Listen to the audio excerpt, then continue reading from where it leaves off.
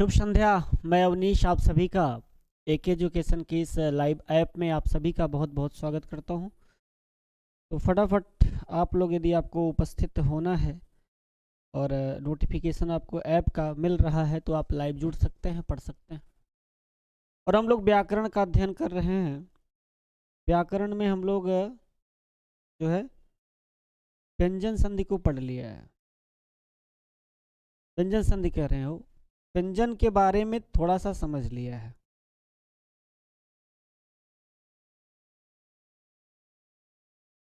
तो जो है हम लोग वर्ण विचार पढ़ रहे हैं। क्या पढ़ रहे थे? वर्ण विचार। और वर्ण विचार में आपने पढ़ा वर्ण किसे कहते हैं, वर्ण या अक्षर किसे कहते हैं, आपने ये पढ़ा।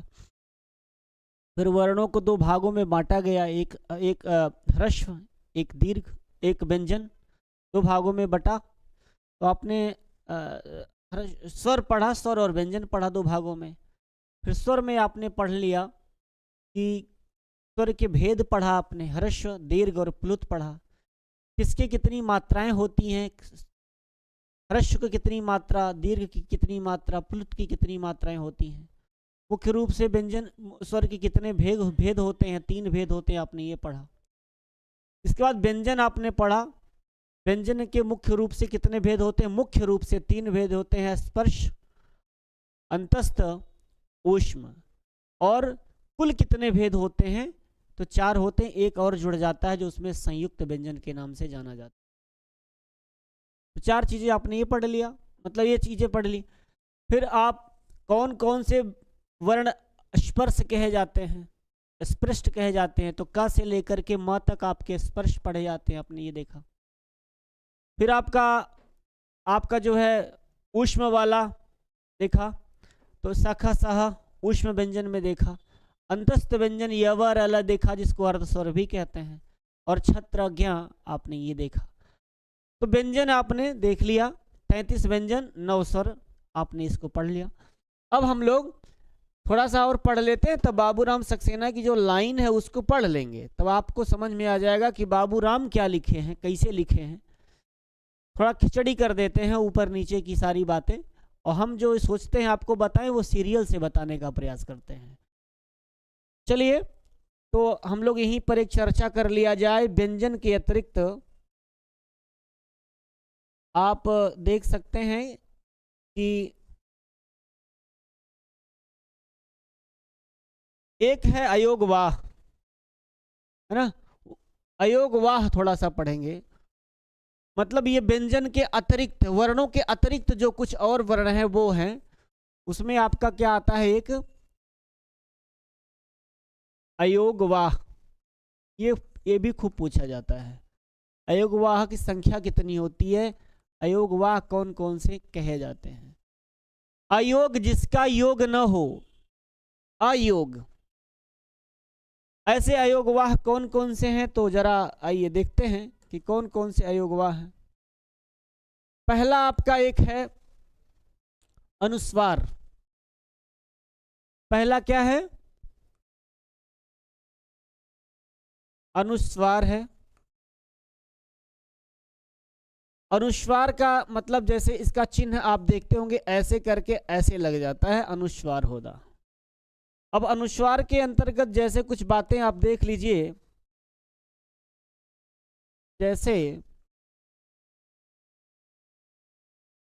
जैसे कंपन शब्द है ना, जैसे गंगा शब्द है, जैसे चंचल शब्द है। ऐसे कुछ शब्द हैं जिसके ऊपर आपका जैसे कम है, म को अनुस्वार बन गया।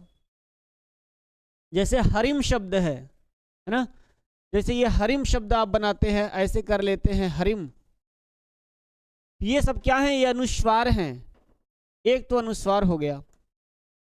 दूसरा आपका क्या है? अनुस्वार के बाद आपका दूसरा विसर्ग है, जिसका आपका ये वाला चिन्ह है विसर्ग का। विसर्ग पराश्रित होते हैं। विसर्ग क्या होते हैं?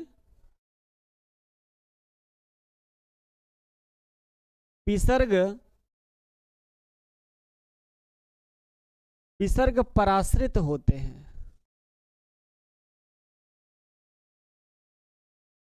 ठीक है, जैसे आप देखते हैं पराश्रित होते हैं, तो पराश्रित माने दूसरे के आश्रित होते हैं। पराश्रित मतलब दूसरे के आश्रित होते हैं विसर्ग।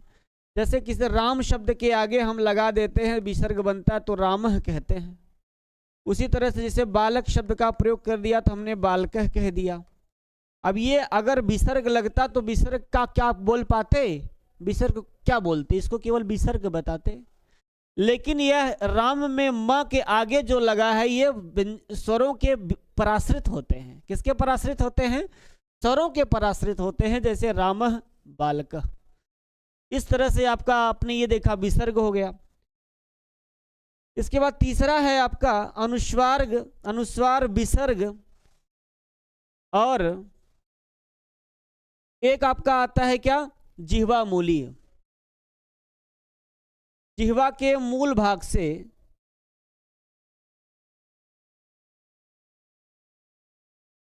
जिह्वा मूलीय, जो जिह्वा के मूल भाग से बोला जाता है। अब जिह्वा मूली के अंतर्गत कौन कौन से आते हैं? जैसे आप देख लीजिए, जैसे क के आगे ऐसे बना रहता है और ख के आगे ऐसे बना रहता है, तो ये आपका जिह्वा मूल कहलाता है। जिह्वा मूल्य से जिह्वा मूलम, न जिह्वा का मूल, जिह्वा का जड़ है जो मूल भाग से बोला जाता है। अगर हम इसका प्रयोग करें तो आपको हम अभी बता दें कि जैसे आप कहते हैं कि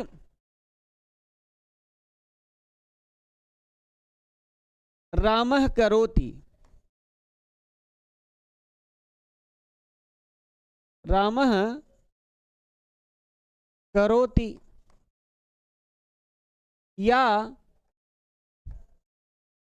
श्याम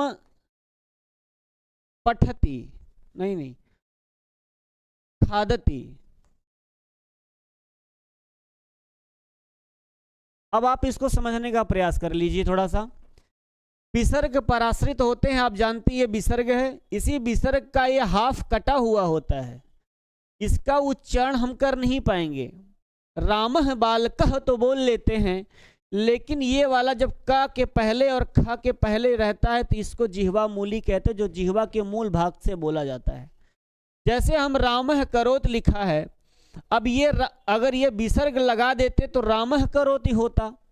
आप ऐसा भी प्रयोग कर सकते हैं, लेकिन यदि इसी रामः के आगे यदि आप ऐसा चिन्ह लगाते हैं तो रामः करोति या राम करोति श्याम करोति ऐसा कर लेते हैं प्रयोग। क्योंकि भाई संस्कृत में जब तक विसर्ग नहीं लगता, सु प्रत्यय नहीं लगता, तब तक यह मूल शब्द संस्कृत का शुद्ध माना नहीं जाता। चाहे राम हो, चाहे बालक हो, चाहे श्यामा हो, चाहे कुछ भी हो, प्रत्यय लग के आप पीछे पढ़ के आए हैं कि पद बनाने के लिए जब कोई प्रत्यय लगता है तभी पद बनता है। इतनी बात पढ़ के आए हैं।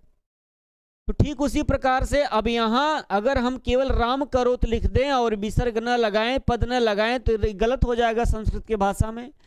इसलिए यहाँ विसर्ग का ये हाफ होता है, आधा उच्चारण मतलब होता है। आधा उच्चारण हम कर नहीं पाते, केवल लिखने मात्र में दिखने में लगता है। रामः करोति श्यामः खादति ऐसा बन जाता है, जिसको आप जिह्वा मूली कहते हो। मतलब आप इतना जान लो, ये विसर्ग का आधा उच्चारण होता है, इस ये चिन्ह है आपका। इतनी बात समझना। इसके बाद आपका एक आता है चौथे नंबर पे उपधमानीय। चौथे नंबर पे क्या आता है? ये चौथे नंबर पे आपका आता है उपधमानीय। उपधमानीय, उपधमा शब्द, उपधमा माने कांपना होता है ना। उपधमा मतलब क्या होता है? उपधमा, उपधमा का अर्थ क्या होता है? कांपना। जैसे प, फ, ब, फ ऐसे जब बोलते हैं तो कपकपाते होठों से शब्द वर्ड निकलते हैं, इसीलिए इसका नाम उपधमा कहा, उपधमानी कहा। उपधमानीय नाम ओष्ठौ, है ना। अब ये उपधमानी कैसे बनते हैं? जैसे आप देखते होंगे कि एक ऐसे चिन्ह बना करके प लिखा रहता है और ऐसे चिन्ह बना करके फ लिखा रहता है ना। तो ये पा, और यदि पा के पहले और फा के पहले यदि ऐसा लगा होता है तो ये उपध्मानी होता है, और एक का और ख के पहले यही चिन्ह लगा होता है, यही चिन्ह सेम है, तो यह जीवा मूली हो जाता है। जैसे वृक्ष पतति, अब इसको उदाहरण के रूप में देख सकते हैं कि कहा कि जैसे वृक्ष पतति। अब भाई वृक्ष पतति हमको कहना है, विसर्ग लगाना है, तो हम हाफ उच्चारण करें तो क्या कर लेंगे, वृक्ष ऐसे और कर लेंगे पतति। अब वृक्ष पतति ना करके हमने वृक्ष पतति मन शुद्ध है ना। इसी तरह से वृक्ष फलति कर लेंगे तो वृक्ष के आगे ऐसे उच्चारण करके लिख देंगे वृक्ष फलति, फलता है। देखिए पा के आगे फा के आगे होगा और आपका ये प्रयोग कर लिया जाएगा, इसी का हाफ उच्चारण होता है। अब जो परीक्षा में सवाल पूछे जाते हैं वो ये पूछे जाते हैं अयोग वाह की संख्या कितनी होती है, तो अयोग वाह 4 होते हैं, ये खूब पूछा जाता है। नोट कर लीजिएगा, मेरे साथ आप नोट्स बना लीजिएगा, एक एक पेज का नोट्स आपका बहुत इंपॉर्टेंट है और फाइनली है आपका, है ना। तो 4 होते हैं, 4 यही होते हैं, अनुस्वार आपका, और इसके बाद विसर्ग, इसके बाद जिह्वा मूली, और इसके बाद उपध्मानी।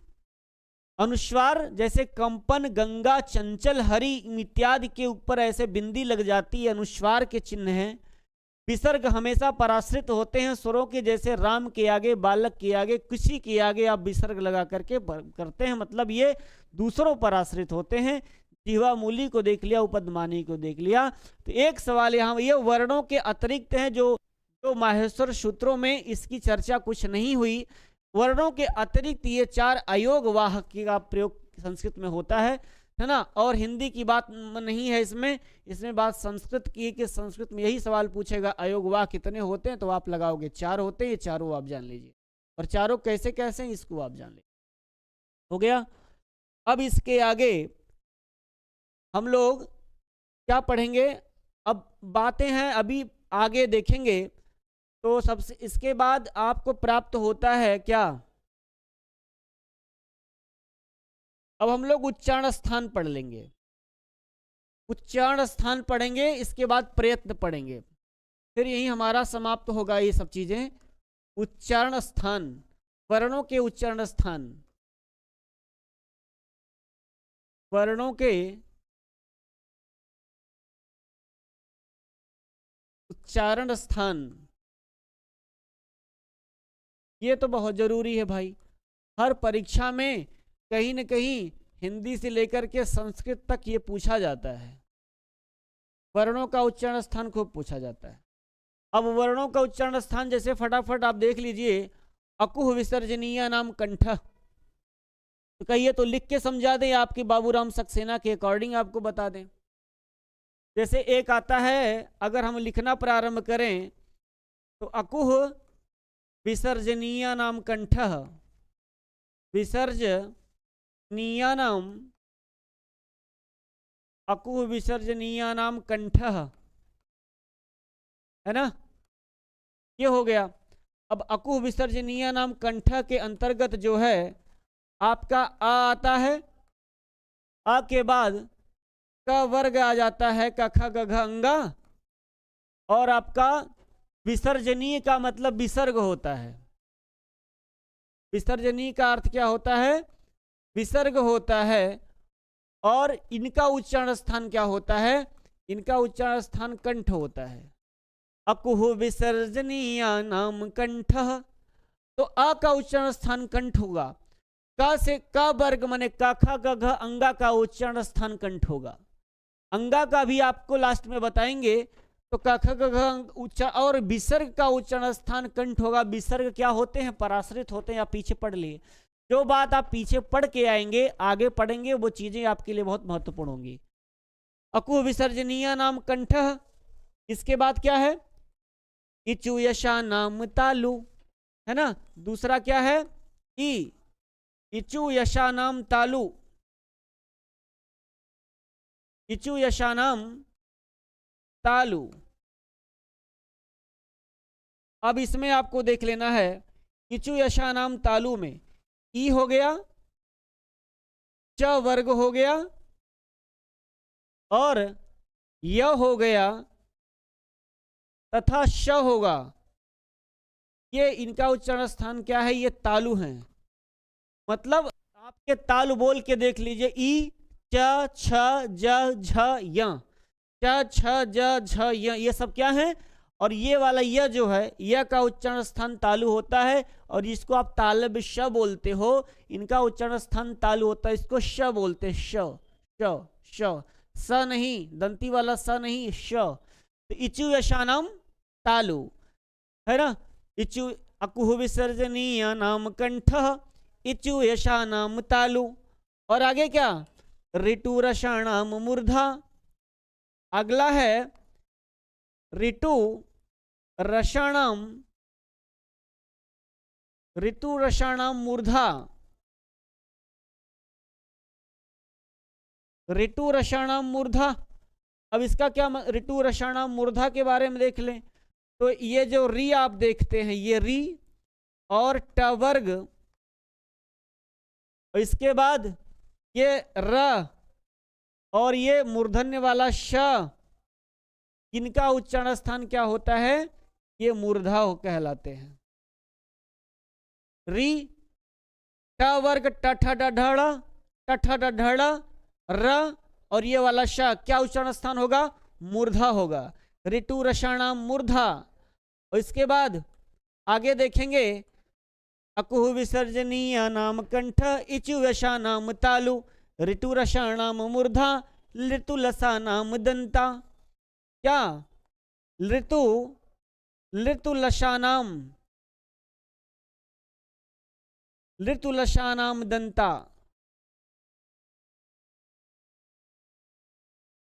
है ना। ऋतु लसानाम दंता।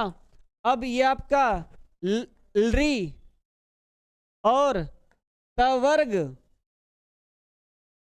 इसके बाद ल और आपका ये दंती वाला स, इनका उच्चारण स्थान क्या होता है? दंता होता है, दंत होता है, दंत। क्लियर? अकु विसर्जनीय नाम कंठ, इचु यशानाम तालु, ऋतु रसाणाम मूर्धा, ऋतु लशानाम दंता। आगे देखेंगे, आगे है क्या है? तो लितु लशानाम दंता। इसके बाद उपु पद्मानीय नाम ओष्ठो, उपु पद्मानीय नाम,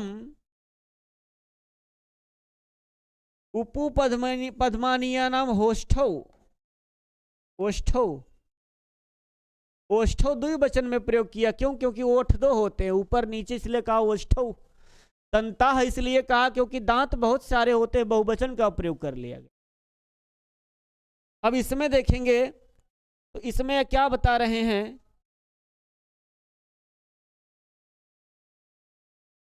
इसमें उपु पद्मानीय नाम, ऊ भी आता है, बड़ा ऊ भी आ जाएगा, ठीक है, वो तो आ ही जाएगा, और पवर्ग आ जाएगा, आपका पवर्ग आ जाएगा, ऊ पवर्ग। इनका उच्चारण स्थान क्या होता है? हो, ओठ होता है। उपु पद्मानीय नाम ओष्ठौ। इसके बाद आगे देखेंगे 6वें नंबर पर,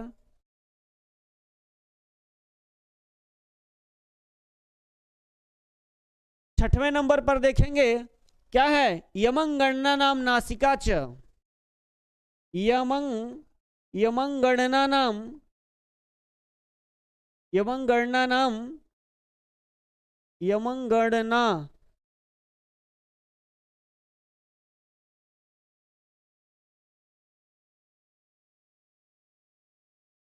उपपद्मानीय नाम,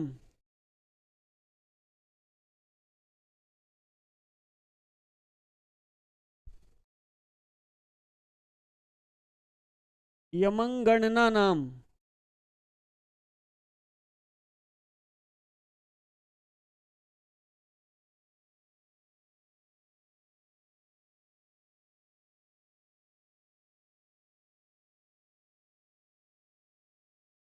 नासिका च, यमंगणना नाम नासिका च, मतलब यमंगणन, इनका उच्चारण स्थान क्या होता है? नासिका होता है ना। मतलब आप लिख सकते हो पंचमाक्षर, पंचमाक्षर अंतिम अंतिम जो वर्ण है प्रत्येक वर्ग के, पंचमाक्षर का कहा कि नासिका च और नासिका होता है। मतलब इनके वर्ण देखिए, क ख ग घ अंगा है, क वर्ग में अंगा आएगा, अंगा यहाँ आया है, तो इनका उच्चारण स्थान एक बार तो कंठ होगा और एक बार नासिका होगा, तो ये कंठ नासिका कहे जाते हैं। अंगा को कंठ और नासिका दोनों, इसीलिए कहा कि यमंग गणना नाम नासिका च, और नासिका भी होता है। इसी तरह से च वर्ग का यह तो एक बार तालु बनेगा और यह एक बार जो है यहाँ पर नासिका बनेगा, माने कंठ नासिका, सॉरी तालु नासिका। इसी तरह से टाठा डढ़ड़ा, टाठा डढ़ड़ा, अड़ा आपको यहाँ पर मूर्धा भी मिलेगा और अड़ा आपको यहाँ पर नासिका भी मिलेगा, मतलब मूर्धा नासिका। ये पंचमाक्षर जो पांचवें पचवें उनके दो दो उच्चारण स्थान होते हैं, ध्यान रखना इस बात को, बहुत इंपॉर्टेंट, घुमा देता है। कभी कभी ऑप्शन में दे देगा कि यहाँ का उच्चारण स्थान क्या है, एक बार दे देगा नासिका, एक बार ऑप्शन में दे देगा कि तालु नासिका, एक बार दे देगा कि नासिका। तो जो तालु नासिका होगा, क्योंकि ये च वर्ग का है, च छ जझैया होगा, तो इसलिए तालु नासिका होगा। वैसे सबका बना लीजिएगा। इसी तरह से लितु लसा नाम दंता, अब लित लसा नाम है ना, तथा दधना, अब ना का एक बार दंत तो बनेगा, एक बार और एक बार यहाँ पर नासिका बनेगा, मैंने दंत नासिका बन जाएगा।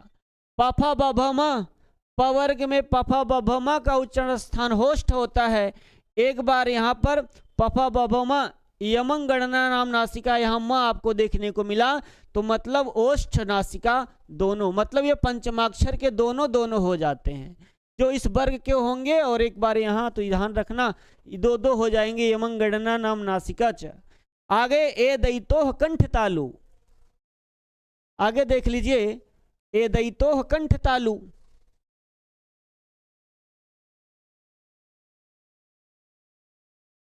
ए दैतोह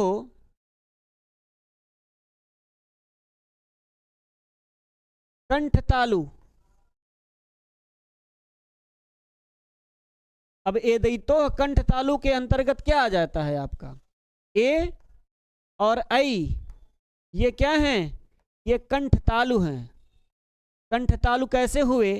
क्योंकि आ और ई मिलकर के ए बनता है, आ प्लस ई मिलकर के ए बनता है, तो आ का उच्चारण स्थान आपने यहां देखा क्या? कंठ, और ई का उच्चारण देखा तालु, तो दो वर्ण से मिलकर बना है, तो कंठ तालु नहीं हो जाएगा, इसीलिए लिखा ए दैतोह कंठ तालु।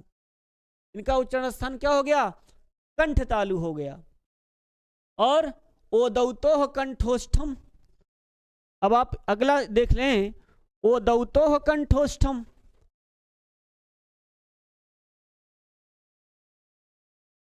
ओ दौतोह, ओ दौतोह कंठोष्ठम, ओ दौतोह कंठोष्ठम, मतलब इसका ओ और औ का, ओ प्लस औ, ये क्या है? कंठोष्ठ है। आ और उ मिलकर के बनता है ओ, जब ओ आ कंठ होगा, उ ओष्ठ होगा, तो कंठोष्ठ हो जाएगा ना, तो मिलके बने हुए हैं। तो ये दौतो कंठोष्ठम, इसके बाद वकारस्य दंतोष्ठम, वकार, वकारस्य, वकारस्य दंतोष्ठम, इसमें केवल व का उच्चारण स्थान जो होगा वह आपका दंतोष्ठ होगा। व का क्या होगा? दंतोष्ठ, व का दंतोष्ठ हो जाएगा, है ना। तो इस तरह से आपने देखा वकारस्य दंतोष्ठम, जिह्वा मूलिस्य जिह्वा मूलम, और नासिका अनुस्वारस्य। एक आ गया जिह्वा मूल्यस्य जिह्वा मूलम, जिह्वा मूल्यस्य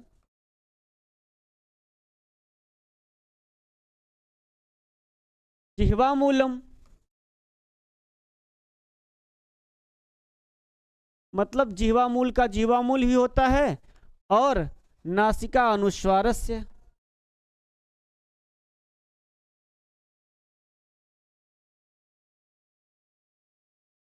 और नासिका का अनुस्वार होता है ना।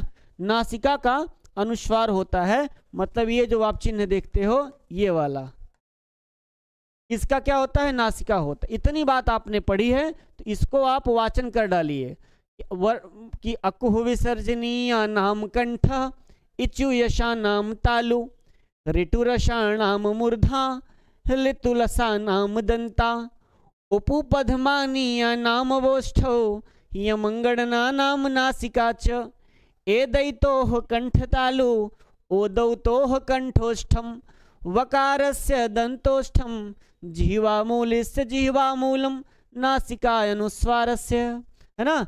गा डालिए इसको बढ़िया से। अकुह विसर्जनीय नाम कंठ, इचु यशा नाम तालु, ऋतुरषाणाम मूर्धा, लितुलसा नाम दंताः, उपुपधमानीया नाम वोष्ठौ, यमंगणना नाम नासिका च, एदैतोः कंठतालु, ओदौतोः कंठोष्ठम, वकारस्य दंतोष्ठम, जिह्वामूलस्य जिह्वामूलम, नासिकानुस्वारस्य। अब यहाँ से आप सीधे सीधे इसी से आप लगा लीजिए। आ का कंठ, कु मने क ख ग घ अंगा, विसर्जनीय नाम, विसर्ज का मतलब विसर्ग, विसर्जनीय नाम इसलिए कहिए ये वैयाकरणों को अच्छा लगता था कहना, इसीलिए विसर्ग कहते थे, और कोई रीजन नहीं था, उनको अच्छा लगता था विसर्ग को विसर्जनी कहना, है ना। ई पकड़ लेना, च वर्ग पकड़ लेना, य पकड़ लेना, श पकड़ लेना, तालु लगा देना, री पकड़ लेना, ट वर्ग पकड़ लेना, र लगा मूर्धा, श के मूर्धा लगा लेना, री पकड़ लेना, तू तथा दधना पकड़ लेना, ल पकड़ लेना, ये वाला स पकड़ लेना, न मत घुसेड़ देना इसमें, है ना, कि न के न आया है नाम, नाम ये षष्ठी विभक्ति में प्रयोग कर लिएगा, विभक्ति लगा दिया गया, लितुलशा नाम, उपपद्मानीय नाम ऐसा कह दिया गया है।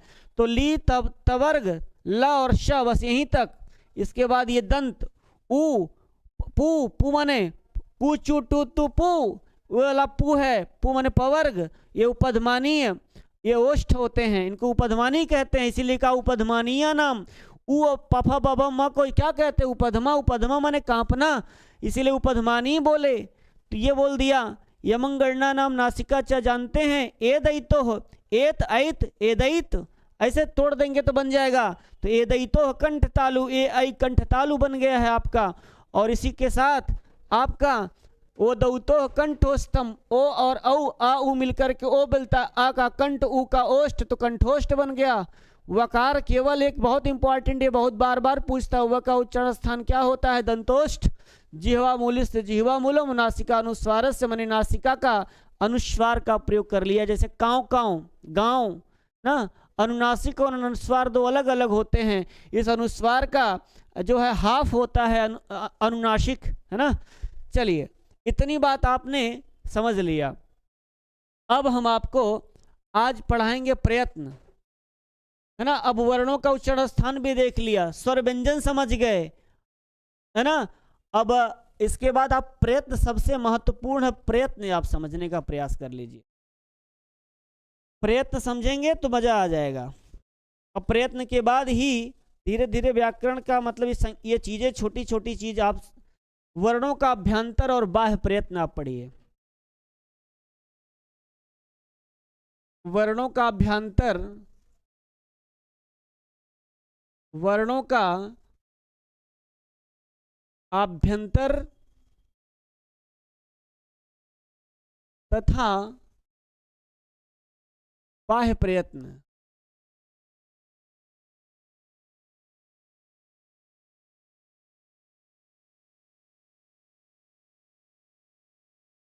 वर्णों का आभ्यंतर तथा बाह्य प्रयत्न, ठीक है।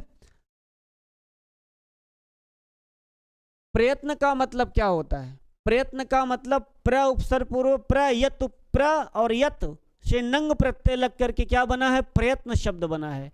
प्रयत्न का मतलब क्या होता है? प्रयत्न का अर्थ क्या होगा? वर्णों का अभ्यंतर और बाह्य प्रयत्न।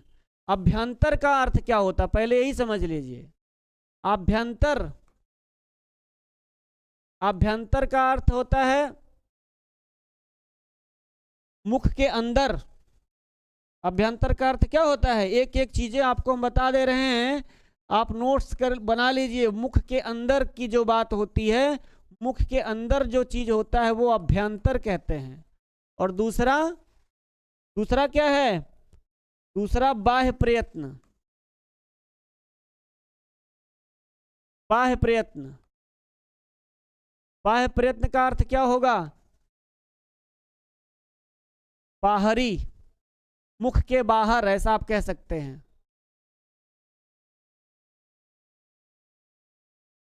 है ना? तो आपका क्या होगा? मुख के बाहर। अब परिभाषा आप लिखना चाहे तो अपने लिख लेना कि जिन वर्णों को हम मुख के अंदर बोलने का प्रयास करते हैं वो अभ्यंतर प्रयत्न कहलाता है, और जिन वर्णों के बाह्य से बाहर बोलते हैं, निकाल देते हैं, वो वर्ण आपका बाह्य प्रयत्न कहलाता है। इतनी बात हो गई। और प्रयत्न का अर्थ क्या होता है? प्रयत्न का मतलब होता है बल। प्रयत्न का अर्थ बल होता है, या कोशिश होती है, या प्रयास होता है ना? तो आप किसका प्रयास? वर्णों के बोलने का प्रयास। ठीक हो गया? वर्णों के बोलने का प्रयास, मतलब वर्णों के उच्चारण करने की कोशिश को प्रयत्न कहते हैं। लिख सकते हैं आप, वर्णों के उच्चारण करने की कोशिश को प्रयत्न कहते हैं। वर्णों के उच्चारण करने की कोशिश को प्रयत्न कहते हैं। और अभ्यंतर प्रयत्न ये हो गया। अब आपको एक चीज ये समझना है, अब आपको अभ्यंतर समझना, तो अभ्यंतर माने मुख के अंदर। अभ्यंतर प्रयत्न कितने प्रकार का होता है ये समझना आपको। दो प्रयत्न होते हैं, एक तो आपने देख लिया कि एक आपका अभ्यंतर होता है, दूसरा प्रयत्न आपका बाह्य प्रयत्न होता है। इतनी बात आपने समझा। अब आपको अभ्यंतर प्रयत्न के बारे में देखना है कि अभ्यंतर प्रयत्न क्या होता है। तो अभ्यंतर प्रयत्न, अभ्यंतर प्रयत्न 5 प्रकार का होता है। आप ऐसे हम डायग्राम बना के पढ़ा दे रहे हैं ताकि आप अपना नोट्स भी बना सकते हैं, बना लीजिएगा।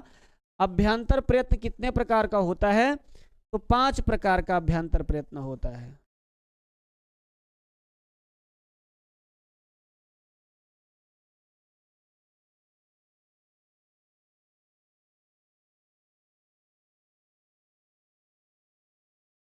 कितने प्रकार का? 5 प्रकार का होता है। कौन कौन अभ्यंतर प्रयत्न 5 प्रकार का होता है, जरा इसको देख लीजिए।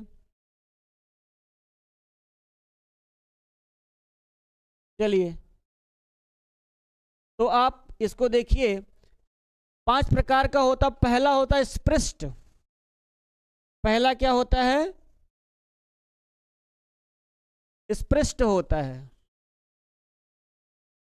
दूसरा क्या होता है? ईसत स्पृष्ट होता है।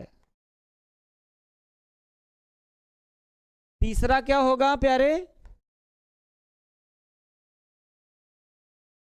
ईसत विवृत होता है।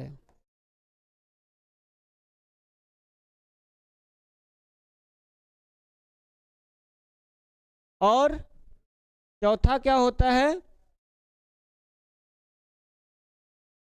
विवृत होता है। और पांचवा क्या होता है? समृद्ध होता है। ये आप अभ्यंतर प्रयत्न पढ़ रहे हो, है ना? ये अभ्यंतर प्रयत्न आप पढ़ रहे हैं। अब इसमें आपको ये जानना जरूरी है कि स्पृष्ट के अंतर्गत क से लेकर के म, स्पृष्ट का अर्थ क्या होता है? छूना। जैसे हम कुछ चीजें बात बता रहे हैं, आपको एक चीज समझा दे रहे हैं, तो आप देखें, स्पृष्ट का अर्थ होता है छूना, मुख के अंदर। अब बहुत बातें लिखनी है, अगर लिखूंगा तो फिर लिखते ही रह जाऊंगा, तो थोड़ा सा समझने का प्रयास कर लेना। स्पृष्ट का अर्थ होता है छूना, स्पर्श करना। तो स्पर्श कहाँ करोगे? वर्णों के अंदर, मुख के अंदर। जब हमारी तालु, हमारा किसी वर्ण को बोलते समय हमारी जिह्वा मुख के तालु, मूर्धा, दंत इत्यादि स्थानों पर छू छू करके निकलती है, तो ऐसे वर्णों को स्पृष्ट वर्ण कहलाते हैं। आपके अंदर आप प्रैक्टिकली पढ़ा करो, किताबी ज्ञान मत समझा करो। जो किताबी ज्ञान में कितना पढ़ोगे, बहुत सारी बातें लिखी हैं, तो किताब को चीज को अपने हिसाब से पढ़ोगे तो आप अच्छे से समझ जाओगे। तो यहाँ पर स्पृष्ट का अर्थ क्या होता है? वर्णों को बोलते समय हमारी जिह्वा मुख के जिस अंदर जिस भाग से छू छू करके निकलती है वही तो स्पर्श है, वही स्पृष्ट कहलाता है। तो स्पर्श करते कितने होते हैं? क से लेकर के म तक, क से लेकर म तक, क से लेकर कहां तक? म तक। क से लेकर कादयो मावसाना स्पर्शाह, एक सूत्र आता है, वो क्या कहता है? कहता है कि कादयो मावसाना स्पर्शाह, कादयो मावसाना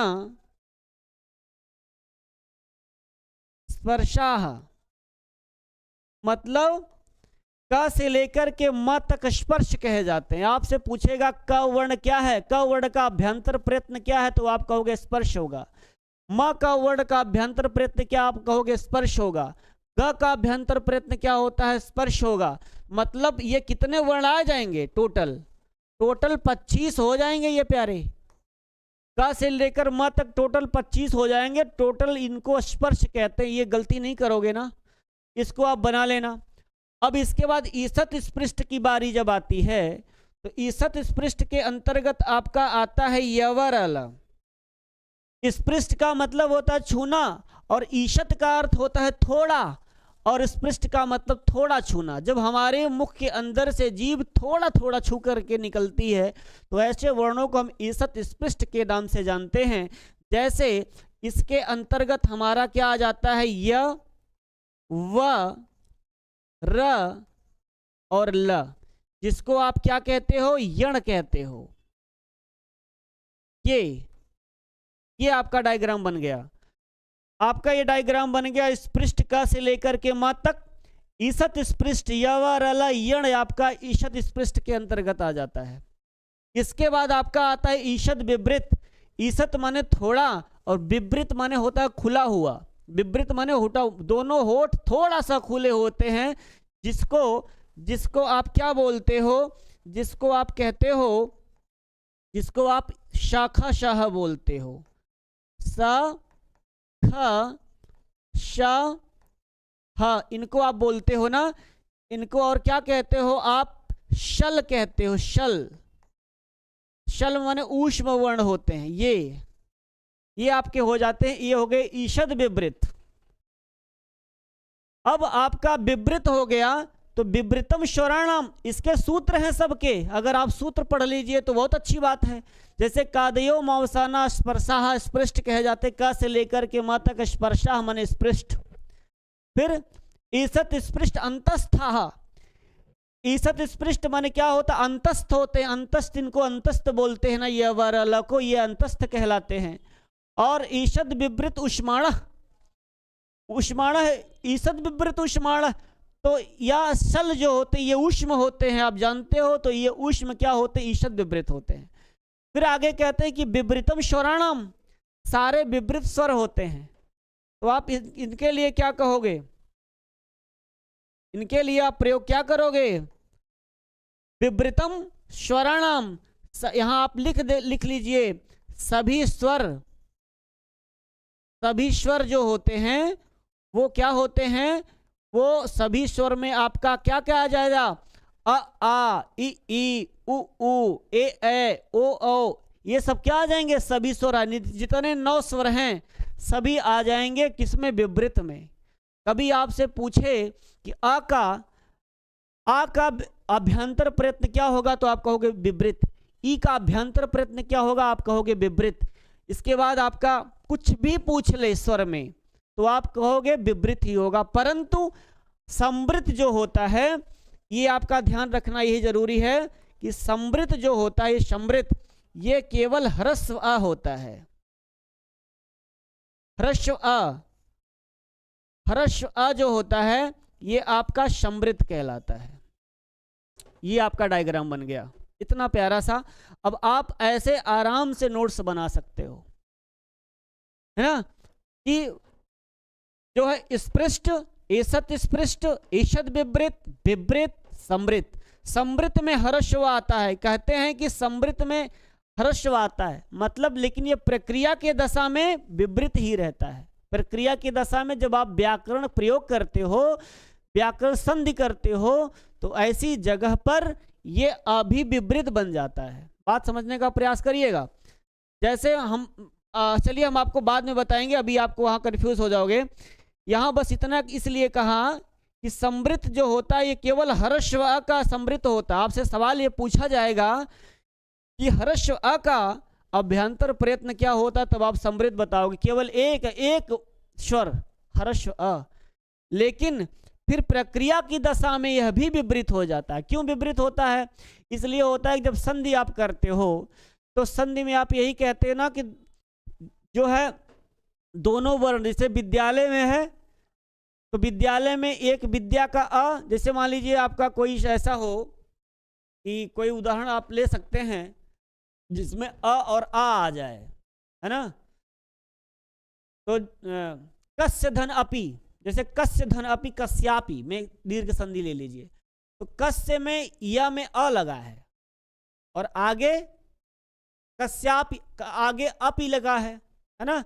अब अ जो होगा तो ये समृद्ध हो जाएगा, तो क्या संधि बन पाएगी? आ होना चाहिए। इसीलिए जब प्रक्रिया के दशा में दोनों वर्णों को मिलाया, आप अपि अ, तब जब दोनों वर्णों को मिलाएगा तब यह आपका यह भी जल के प्रक्रिया के दशा में विवृत बन जाएगा। मतलब दोनों वर्ण समान हो जाए। तुल्याश्च प्रयत्नम सवर्णम, दोनों वर्ण की समान दीर्घ संधि कब होती है? जब समान स्वर आते हैं तभी तो होती है। अगर एक समृद्ध हो जाएगा एक विवृत हो जाएगा तब संधि कैसे हो पाएगी? तब संधि नहीं हो पाएगी। इसलिए प्रक्रिया की दशा में यह भी अबेचारा जाकर के विवृत हो जाता है। जितने स्वर हैं सब विवृत हैं। सभी स्वरों का अभ्यंतर प्रयत्न क्या होता है? विवृत होता है। केवल ह्रस्व अ को छोड़ करके इसका समृद्ध होता है। सख सह का अभ्यंतर प्रयत्न क्या होता है? ईषद विवृत होता है। ईषद माने थोड़ा, विवृत माने खुला हुआ, तो सख सह। ईषद स्पृष्ट का मतलब यवरल, जिसको आप अर्ध स्वर के नाम से भी जानते हो। इनका अभ्यंतर यवरल का अभ्यंतर प्रयत्न क्या होता है? ईषद स्पृष्ट होता है। और क से लेकर के म तक जितने हैं सबका क्या अभ्यंतर प्रयत्न होता है? स्पृष्ट होता है। इस बात समझ में अगर आ गई हो तो बहुत अच्छी बात है ना। तो आप नोट्स बना लीजिए। बाकी कोई डाउटेशन होता है तो आप हमें बता सकते हैं। एक बार आपको नंबर भी दिया था तो आप समझ करके देख सकते हैं। इतना हो गया हमारा क्या, ये अभ्यंतर प्रयत्न हो। आपसे यहाँ से जब सवाल हम पूछेंगे तब आपको, क्योंकि यहाँ से सवाल भी करवाए थे हमने 10 बजे वाली कक्षा में, तो वहाँ से आपका क्या है कैसे है आप ऐसे नोट्स बना लेना।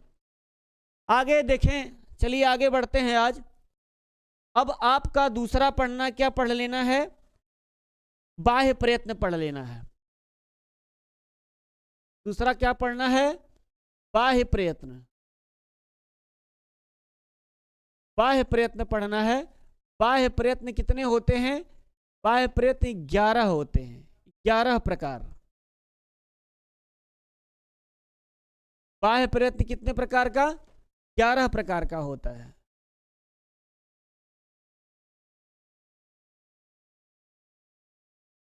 अब 11 प्रकार में बाह्य प्रयत्न कौन कौन से आते हैं?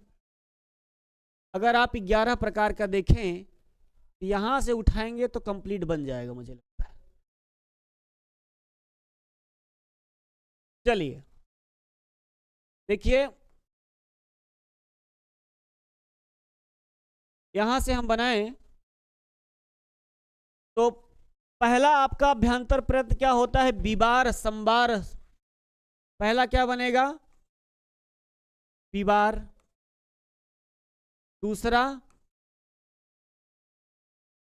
संवार।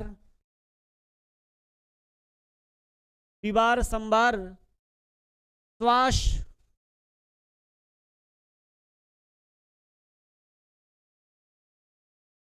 नाद। विवार संवार श्वास नाद घोष अघोष,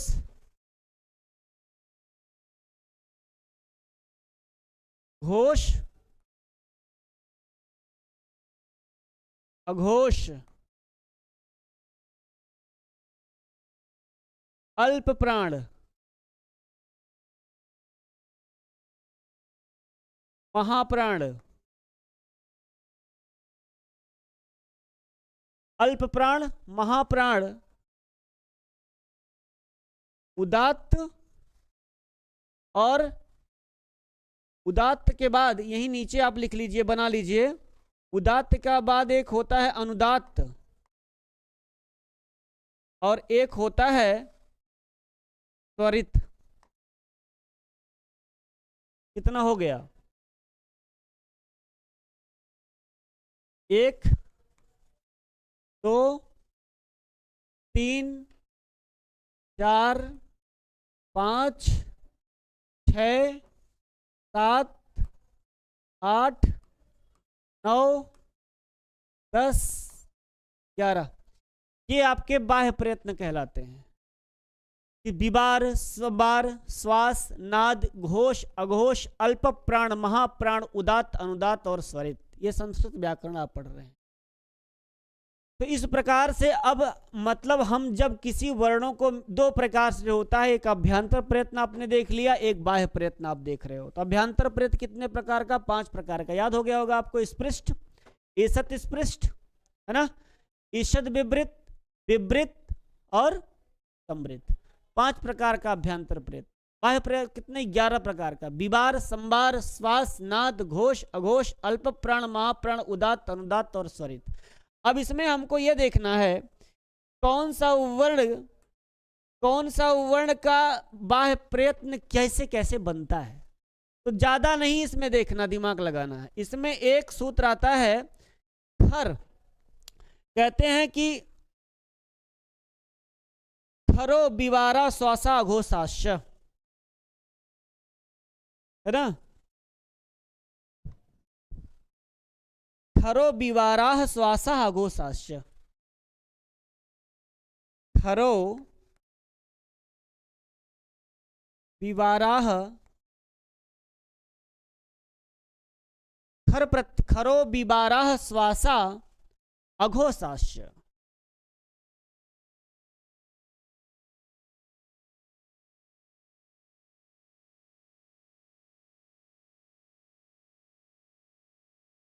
खरो विबारा श्वासा घोषाश्च, खर प्रत्याहार का वर्ण विबार श्वास अघोष होता है। खर प्रत्याहार, देखिए प्रत्याहार का बात आ रही है। खर प्रत्याहार का वर्ण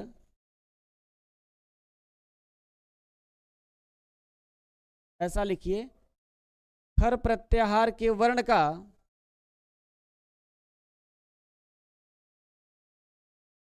खर प्रत्याहार के वर्ण का बाह्य प्रयत्न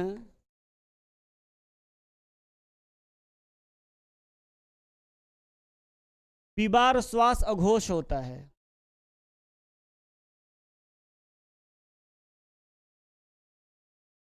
विबार श्वास अघोष होता है। और इसी के नीचे एक बात एक आती है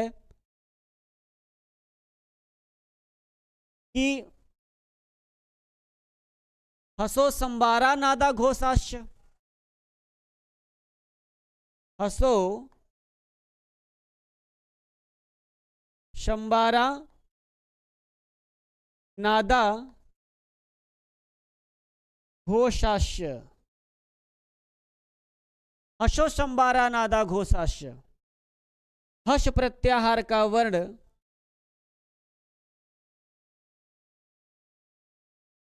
हस प्रत्याहार का वर्ण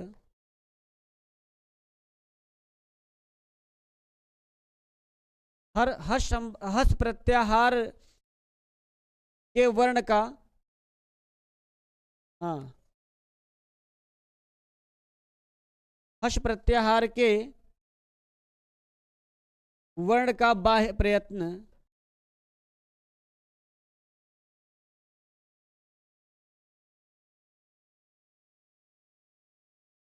क्या होता है? संबार नाद घोष होता है। संबार नाद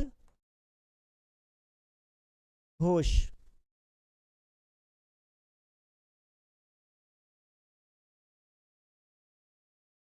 संबार नाद घोष होता है। हस प्रत्याहार के वर्ण का बाह्य प्रयत्न क्या होता है? संबार नाद घोष होता है। और खर प्रत्याहार के बीबार श्वास अघोष होता है। अब जैसे आपको ये देखना है, जैसे खर प्रत्याहार का वर्ण कहा, तो खर प्रत्याहार में कहां तक चलेगा? खफ छठत चटतौ कपय सक्सर, खफ छठत चटतौ कपय सक्सर, है ना? इनके वर्णों का अभ्यंतर प्रयत्न विवार होगा, श्वास होगा, अघोष होगा। एक बात तो ये जानना है, और एक बात सबसे महत्वपूर्ण आप नोट करके लिख लीजिए, ये सबसे महत्वपूर्ण बात है कि प्रत्येक वर्ण व्यंजनों का आप लिख सकते हैं इसको कि जो है किसी भी वर्ण का 4 बाह्य प्रयत्न होगा। ये लाइन इंपॉर्टेंट लिख लीजिए, किसी भी वर्ण का 4 बाह्य प्रयत्न होगा। किसी भी वर्ण का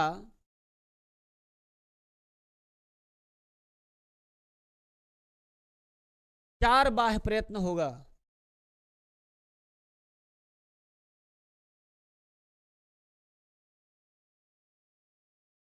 अब आप कहोगे कि यार इसमें तो तीन लिखा है, विवार श्वास अघोष लिखा है, संबार नाद घोष लिखा है, तो कैसे 4 हो जाएगा? 4 हो जाएगा, एक अल्प प्राण एक महाप्राण, एक ही होगा, या तो अल्प प्राण होगा या तो महाप्राण होगा। तो 3 ये हो जाएगा संबार नाद घोष, एक तो या तो एक अल्प प्राण हो जाएगा, एक महाप्राण हो जाएगा। विवार श्वास घोष में भी एक अल्प प्राण हो जाएगा, एक महाप्राण हो जाएगा, मतलब 4 हो जाएंगे। और ये उदात्त अनुदात्त और स्वरित केवल स्वरों का होता है। ये उदात्त अनुदात्त और स्वरित जो आप देख रहे हैं, ये आप लिख सकते हैं यहीं पर, केवल स्वरों का होता है, केवल स्वरों का होता है।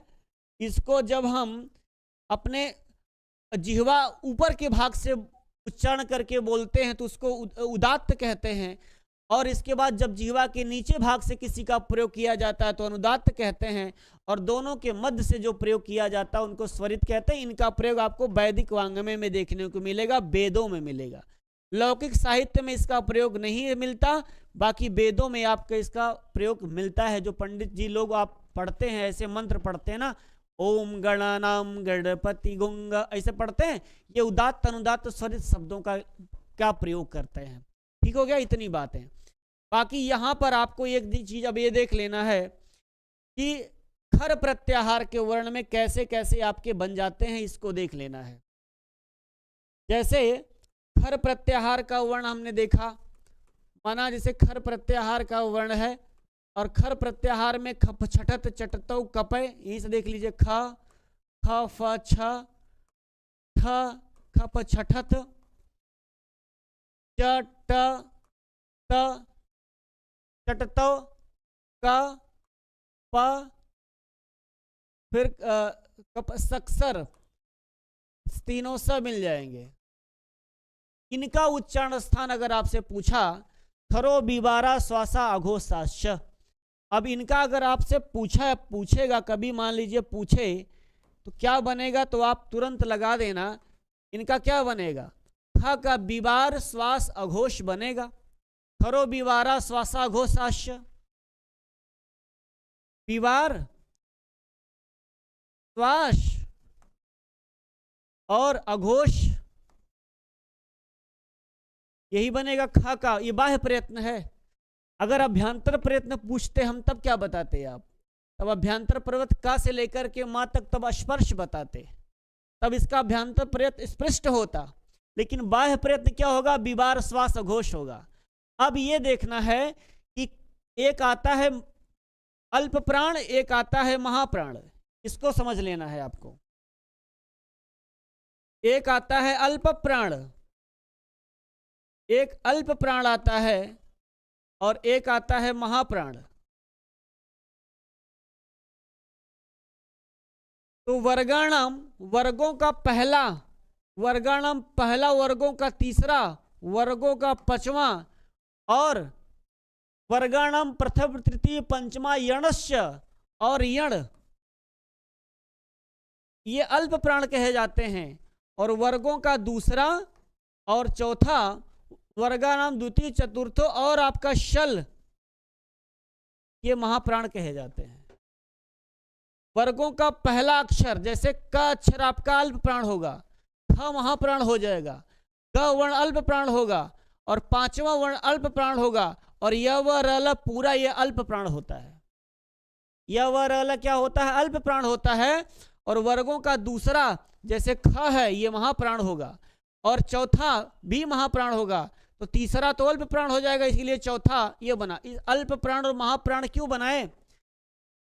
प्राण माने क्या होता? प्राण माने होती है वायु, प्राण का अर्थ होती है वायु। मतलब हम जब किसी को बोलते समय कम वायु का प्रयोग करते हैं, हमारी वायु कम निकलती है शरीर के अंदर से, मतलब हमारे अंदर जो प्राण है ना, जान है, वह एक वायु ही है। तो वैयाकरणों ने इसका इसीलिए कहते हैं कि संस्कृत एक वैज्ञानिक भाषा है, और वैज्ञानिक भाषा इसीलिए है कि क्योंकि इसमें क्रमबद्धता है, बड़ा सिस्टम है। अगर कोई दो हर जैसे क ख ग सब महाप्राण महाप्राण हो जाएगा तो सांस अटक जाएगी, बोलते बोलते आदमी का प्राण निकल जाएगा। इसलिए एक वर्ण महाप्राण का होता है, एक प्राण अल्प प्राण का होता है। बोला क तो आराम से बोलेगा ख, तो पहले बोलेगा क, फिर कहेगा ख, फिर ग, घ, मतलब एक ऊपर नीचे करके, मतलब सांस आपकी खींचे ना, लंबा खींच दीजिए, सांस फूलने लग जाती है। इसीलिए ज्यादा बल न पड़े। प्राण का मतलब वायु, कब बोलने समय अल्प माने थोड़ा, महा माने ज्यादा, तो अल्प वायु, किसी वर्ण को बोलते समय हमारे मुख से जो हवाएं निकलती हैं कम निकलती है, तो ऐसे वर्णों को अल्प प्राण कहते हैं। और जिसमें ज्यादा निकलती है, हवा तेज निकलती ज्यादा, तो वह महाप्राण कहलाती है। अब आपका जैसे आ गया विवार श्वास अघोष, ख वर्ण बताइए क्या है? यह वर्णों का दूसरा वर्ण है ना, तो यह महाप्राण में आ जाए। महाप्राण में वर्गों का दूसरा और चौथा और शल शाखा सह आपका महाप्राण में आता है। तो ख का विवार श्वास अघोष के साथ में इसी में जोड़ लीजिए महाप्राण। आपको अभी लिखवाया हूं कि बाह्य प्रयत्न हमेशा 4 होगा, प्रत्येक वर्णों का 4 बाह्य प्रयत्न होता है, 3 नहीं होगा। तो ख का बाह्य प्रयत्न विवार श्वास अघोष महाप्राण हो जाए, है ना। अगर फ का पूछे तब भी विवार श्वास अघोष महाप्राण होगा, ठ का पूछे तब भी विवार श्वास अघोष महाप्राण होगा, थप छठ च का पूछे तब भी विवार श्वास अघोष महाप्राण होगा। देखिए च वर्ण भी वर्गों का जो है आपका च, लेकिन जब च का करेंगे तो विवार श्वास अघोष के साथ में यहां बदल जाएगा, सब महाप्राण नहीं होगा। देखिए प फ दूसरा वर्ण है ना, ये महाप्राण हो जाएगा। च छ दूसरा वर्ण है, महाप्राण हो जाएगा। छ पहला वर्ण, ये अल्प प्राण हो जाएगा। ये विवार श्वास अघोष अल्प प्राण हो जाएगा। अब यहां से इसको ये देखना है कि अल्प प्राण महाप्राण कैसे है, तब आपको यहां से पता लगा लेना पड़ेगा। वर्गाणाम प्रथम तृतीय पंचमा यणस्य अल्प प्राणा, वर्गाणाम द्वितीय चतुर्थो शलस्य महाप्राणा, है ना। अब यहां से आपको आज यहां पर अब समय हो गया है थोड़ा, अब इसके बाद हम ये महाप्राण कल आपको थोड़ा इसके बारे में डीपली और समझा देंगे, बता देंगे। फिर हमारा ये चीज पोर्शन पूरा हो गया।